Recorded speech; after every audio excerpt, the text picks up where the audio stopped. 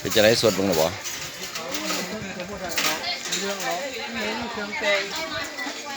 ยังห่อนบ่เขาเปียกไม่กลัวแสบเลยซีมือ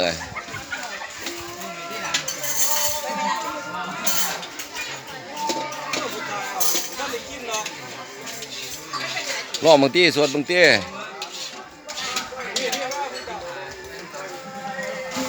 มื้อนี้อันว่าได้เบี้ยคักได้กินเด้อมื้อนี้เด้อมื้อนี้บ่ได้เบี้ยคักได้จ้าขอบคุณหลายๆกินทาเวียก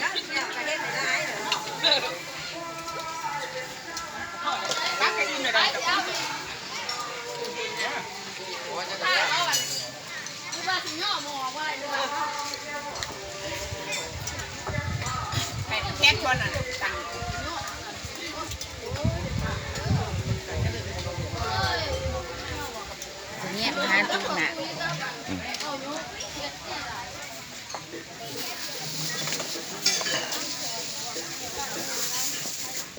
กินเดี๋ยวบัดอาโลก็ได้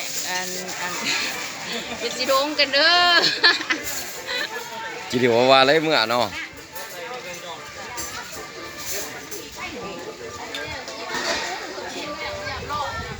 มันบ่มีปลาแดกมันบ่มีปลาย่างหลายอย่าง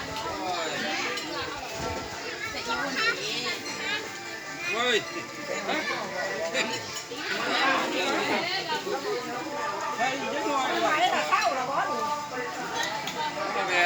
จ้าการไหน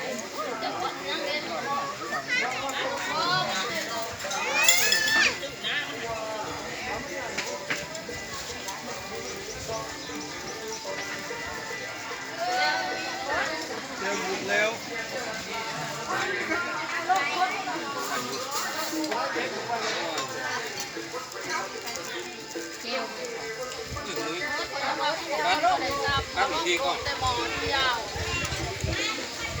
เฮ็ดไม่เด้อเจียวเด้อเบิดล่ะไอเดียงตับแจวอันนี้ก็ยังแต่เขา